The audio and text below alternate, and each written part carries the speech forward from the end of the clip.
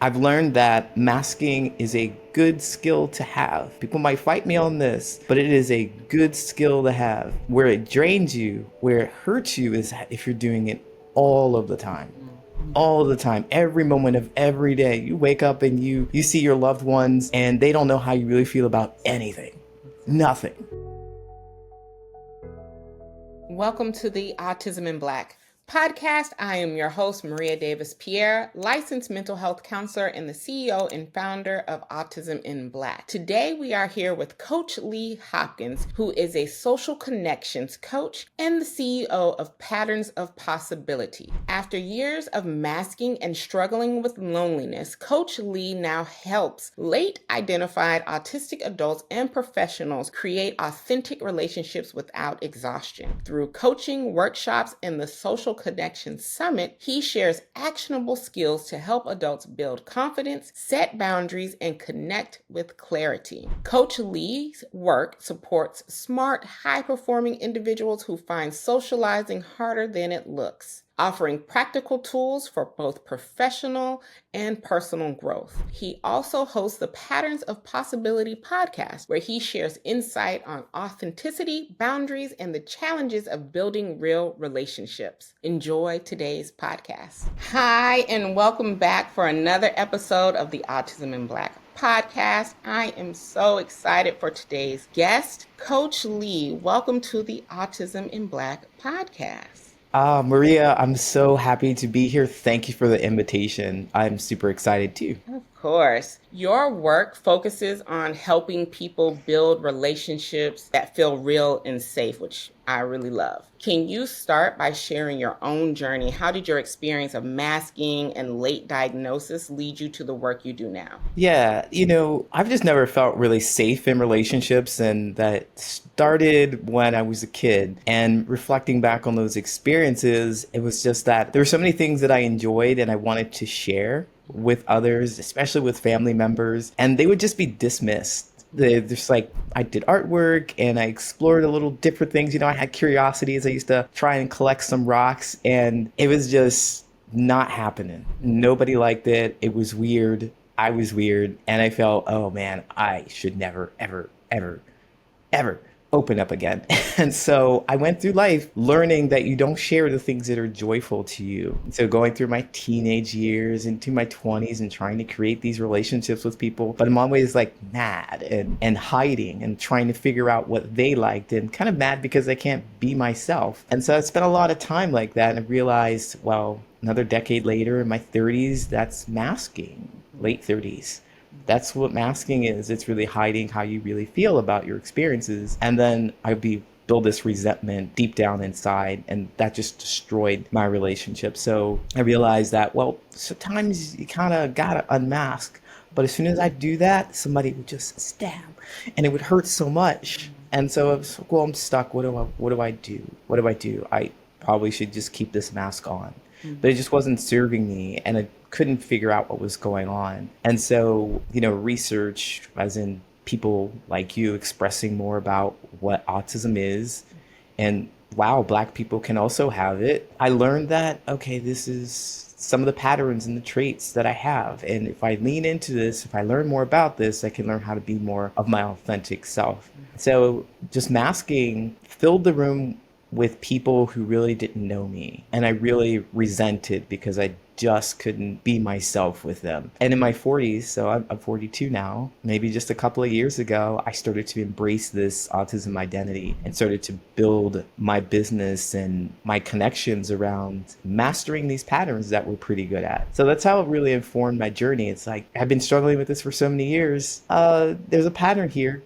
Oh, let's figure that out. And so that's what led me to do what I do now, as in my coaching. First of all, thank you for being transparent and vulnerable and sharing that. I think especially in the Black community, that happens so often when it's not my husband who's Haitian, Caribbean, all those Caribbean people out here, you might be able to relate to this, how if you aren't a nurse, doctor, lawyer, nothing else matters, right? So Yeah. those creativities and those art forms kind of, they pop the bubble on those often. And it's like, oh my gosh, I'm a kid who's showing joy. You don't realize the impact it has on your child when you don't feed into their creativity, when you don't acknowledge their creativity. And like you say, you dismiss it, and then you feel like, oh, I can't be this person. And it leads into a lifelong pattern of not being who you are. Right. That's it. And in the black households, growing up, reflecting, learning, wow, they were in survival mode and Mm-hmm. they were just trying to do what's best for me. Mm-hmm. I feel that. I feel that. But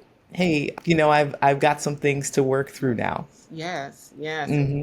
I think that's what the great thing is about trying to do better for the next generation and for our children, like learning from that. So knowing that, oh, if this brings my child joy, what's the problem in this, Right. right? And being Hmm. able to enjoy that with them, enjoy that piece of them with them, rather than trying to adultify our own children in a sense of, no, you gotta Mm. let that go because you gotta be out in the real world, and that's not gonna cut it out here. So Right. I think it's stories and experiences that we share that help other parents see that, oh, I probably don't need to do that, continue to do that with my child, because I hearing Coach Lee talk about it, and he's saying this has led to a lot of, trauma. Hmm. So Yeah. it's unfortunate, but I have hope that our stories help the next generation, if that makes sense. Absolutely. I'm with you on the same boat, and that's why I'm so happy to be here to share this, especially for the Black community, because even now it's a struggle to find someone who will talk to just me about this Black experience that overlaps. It's something else. Mm-hmm. It's something that I've been searching for. Mm-hmm. And so I'm happy to lend my voice to it as well. Thank you. Yes, I think that is the whole reason we created Autism in Black, because people didn't want to acknowledge the intersectionality of what that means for us. I can't even get to my disability. My kids can't even get to their disability because a lot of times we're having to talk about our Blackness first, or deal with the biases that come in because of our Blackness first. So, when people don't acknowledge that, when they say, I don't see color, when they don't understand that masking for Black people can be a sort of survival mechanism, when they don't understand all of these nuances, it just continues to fuel trauma in our community. I had to take a breath for that one because that's really deep. I feel it. Yeah. It's the real. I talk often about masking. I want you to, talk about the emotional toll on masking, because for me, I see it so differently for the Black community, because there are instances where I have to only unmask, where I'm only able to unmask in safe situations with people that I find trustworthy.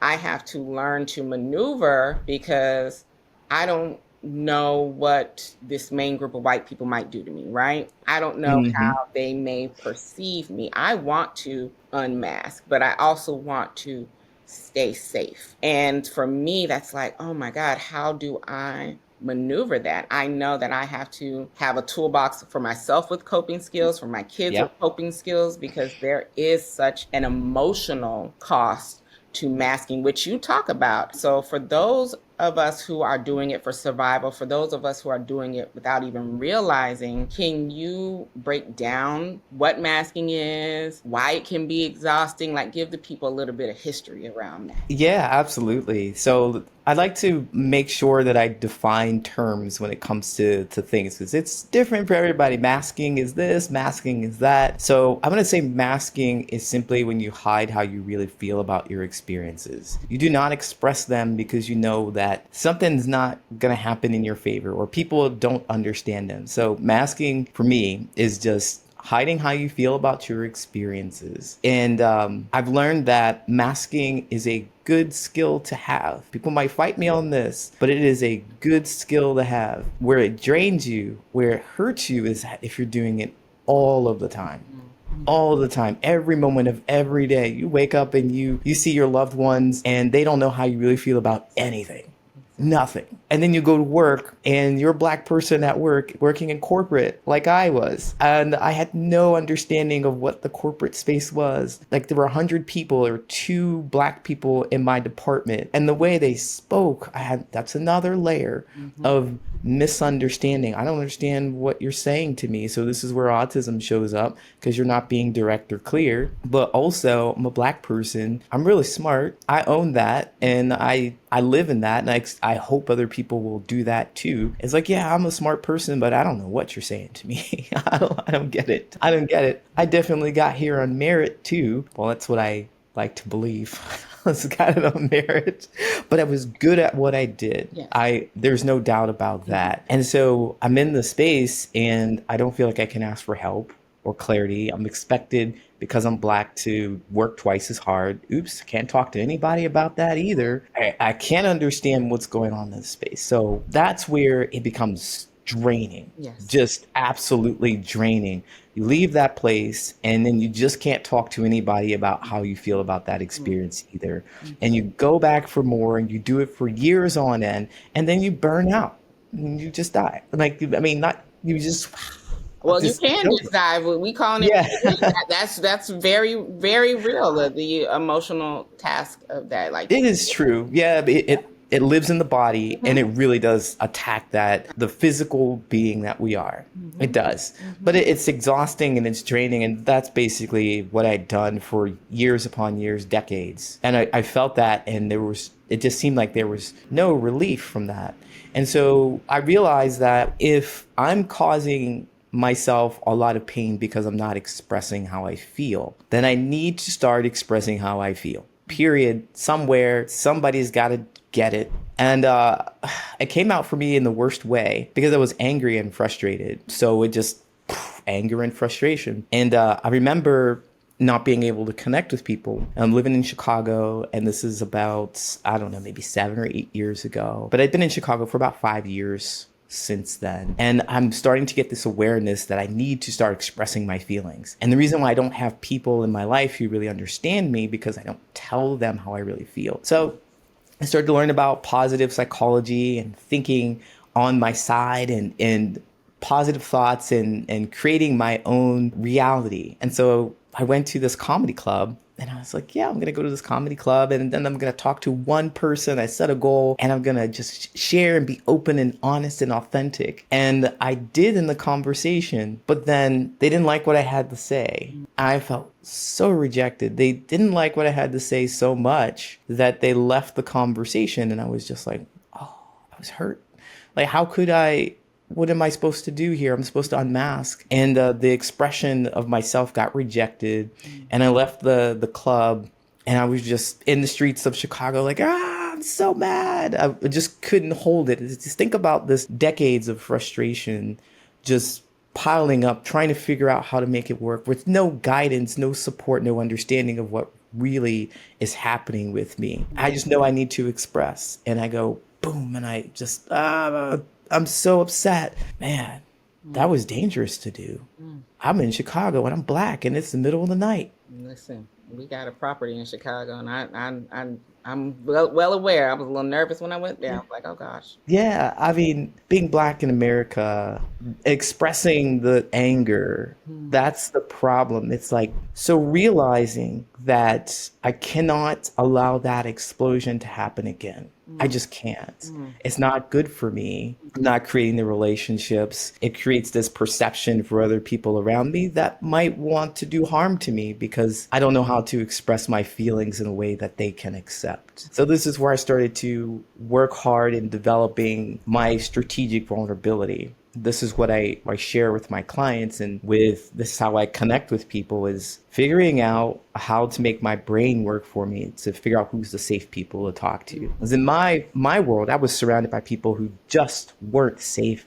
Period. I'm going to work. Nobody understands me. I've got these layers of expectation on top of me because I'm black, but I'm also working in this predominantly white space. What am I doing here? Am I qualified enough? Then when I leave that space, I can't talk to anybody who really understands. What do I do? Exactly.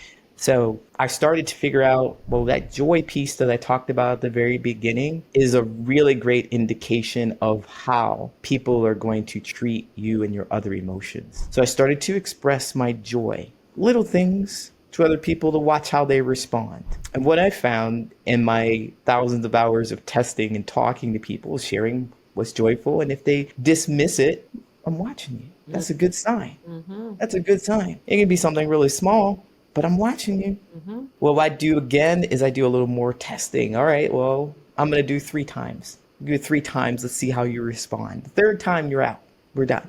I'm gonna use my time, energy, and focus on somebody else because time is of the essence. I need to express myself fully to people who can understand me. So express how I feel, some joyful thing. Hey, I just completed this assignment, or hey, you know what? I just found $5. Oh, that's not a big deal. Yeah, what? Get out of here. I'm gonna just Exactly. imagine. Five. Yeah, The times we're in. yeah, give me that money. That's like almost half a carton of eggs. Give Mm-hmm. me that money. Listen. But it's that mechanism where autism really works for me in the sense that, oh, I know what I'm expecting. I'm expecting 2 things. When I share something of joy with you, what shows me that you're a safe person is you do one of 2 things. You either, one, you congratulate me. Great, fantastic, happy for you. 2, you show curiosity. Oh, wow, $5. What are you gonna do with that? Yeah, express curiosity. You're gonna express congratulations, and if you do it 3 times. If you don't express those 3 times at least once to me, then I know that you're going to treat my bigger emotions like garbage. So if I shared something with you like, oh, wow, I didn't just $5, I have a girlfriend now. Boo on your girlfriend. And why do you even like her? No, no, no, no, no. What I'm looking for is more curiosity, more congratulations. Good for you. I can't wait to see what happens. Because if they're not able to treat your joy with respect, they are really going to trounce on your deeper, darker, more devastating emotions. So joy is the way. That's what I found. Like you spoke a word over here. I mean, one, you are so right, but I really love that you put it into tangible steps for individuals to know, like, hey, this is what you should be doing. And you're right. If you can't handle my joy, you're not going to be able to handle my anger, my sadness, my fear. You're not going to Right. be able to handle those, the big emotions. You're not going to be able to handle those because you can't handle happiness. Like you Right. can't handle me being happy for what's going on. So how are you going to be able to handle when I'm devastated? How can I Right. depend on you for that? So I love that you put that into steps because you're right. We should be finding the people, and that's why I am so big on safe spaces. And nobody is going to be, upset about what you said about masking because I say that all the time. We really have to find. Right.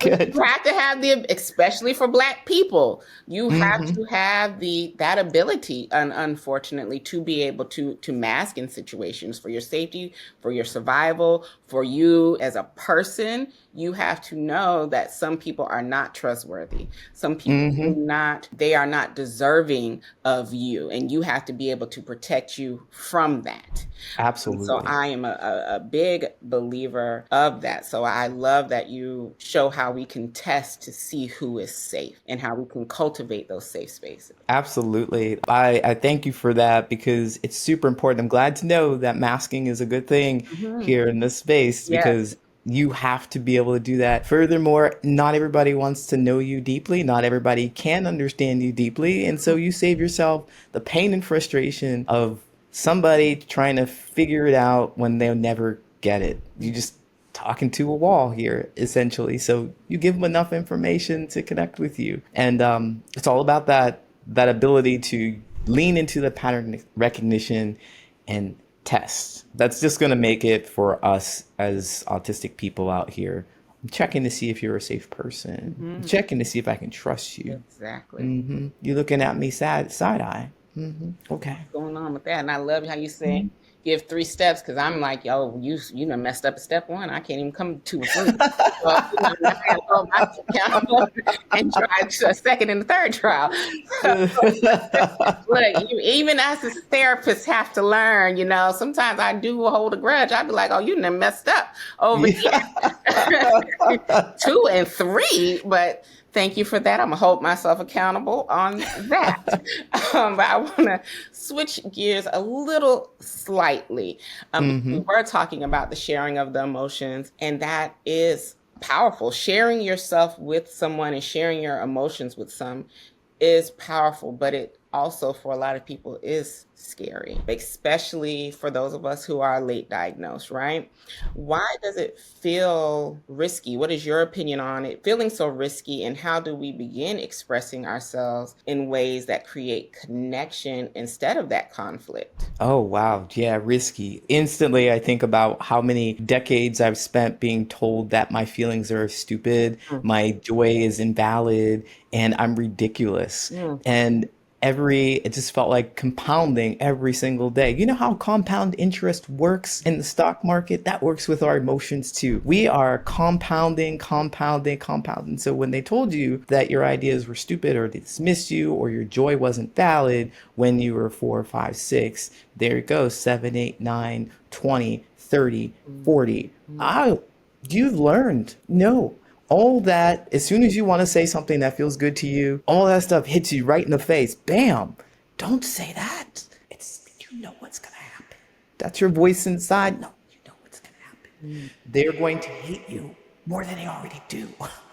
Like, that's what happened for me. And that's why it feels so scary to open up. But every time that moment comes to me, I think about how it's absolutely necessary to share how you feel, or else you're going to do this explosion thing that I did in every relationship I've ever had, out here on the streets of Chicago, being dismissed and being upset that one time where I was just overwhelmed. Don't want that to happen. That doesn't have to happen. You want to be able to share something that's small and significant to you. That's where we start. That's where I've started. I also did a lot of this in therapy too. So full disclosure, I went to therapy for 4 years, and I learned that I had feelings and learned how to use language to express them. So that was very, very helpful. But the point is that you have to find some way to express that. And if you have difficulty expressing it to a person, what I like to do, people have said, journal. Do some journaling. I like to do videoing. I like to video myself or voice recording because writing is kind of hard for me. The ADHD, sometimes I just can't get my thoughts out fast enough. I can't get my pen to write fast enough, but I can speak it. Yes. And so I want to do that. Just the practice of expressing and saying the thing. And then the next level, after you know what you want to express. So something small, we're talking about joyful things. This is the steps that I used. Something small that happened that you like. Something small that you enjoy. I like to eat ramen. I genuinely do like to eat ramen. Went on a binge to eat ramen for like 30 days. It's just hyper focus fix. She's Yeah. That's her safe food, ramen. Yeah. So it's something small like that you really enjoy, and you go and you share that with people and you watch how they respond, because you're a master pattern recognizer. You know what you're looking for, curiosity or congratulations. And then this is how you start creating those spaces. And you have to be intentional about moving away from people. I'm serious about this. Moving away from people who frown at you. You have to be intentional about that. But they're your family. No, no, no, no. No, no, no. Remember, the importance of being able to express yourself is best. Yes. Even if they are your family and you are feeling resentful and frustrated and miserable in that space, you're not serving them. You're not serving them. So whatever it is that you need to do to get out of there, express your feelings to other people, watch how they respond, and then be intentional about moving away from those people, because there are 8 billion people on this planet. There's somebody out there looking for you just as you're looking for them. So express, figure out what you want to express, and tell people. Just tell them in light conversation. I love that. I love that, because you're right. And I talk about this all the time, Family does not mean that you don't hold them accountable, that you don't set boundaries with them, because if it's causing more harm than good, then the decision has to be made how you're going to navigate that relationship. If it means that setting a boundary and having limited exposure, if it means completely cutting them off. And no, it's all, as I always say, it's not as easy as I make it sound. I know. But you have to think about that, because mental health plays a role in this as well, in understanding that if you're inviting that toxicity in, it's not going to be helpful down the line. So I love that you talked about that. As we begin to wrap up, this has been an amazing conversation, and I hope you come back again. Yeah. For the listener, I really want to touch on, what does authentic connection look like when we stop performing and start living in our truth? I love that question. It just feels so warm. That authentic connection is what we're all looking for. And I think a lot of people, again, I'm going to stick with the terms and definitions to make it clear for people who really not sure what authenticity means. And what I believe authenticity is expressing yourself without considering how other people are going to respond. That is your authenticity. Imagine you're out there on an island, and there's a deserted island and there's nobody there. That's you saying whatever you want, because nobody's going to see you. So when you're able to get to that point where you're able to express yourself with people that you found that understand your experience, that demonstrate curiosity, that congratulate you for your successes, then you're going to find that there's a lot more that you're willing to share. That's the first level. Share that joy. You might want to share some little of your frustrations a little later, because it's a safe place. You might want to share some of the things that make you sad, because it's a safe place, without really considering how they're going to respond, because they have this understanding that, they're going to support you. You already know that. You might want to share your deep fears with them. So what it looks like is you feeling like there's a weight off your shoulder. Yes. You can drop the mask, and just be. Be witnessed, be seen, express fully, not concerned about how they're going to respond to you, not feeling like you're going to be hurt or hated on. That's real, true authenticity, and it's very possible.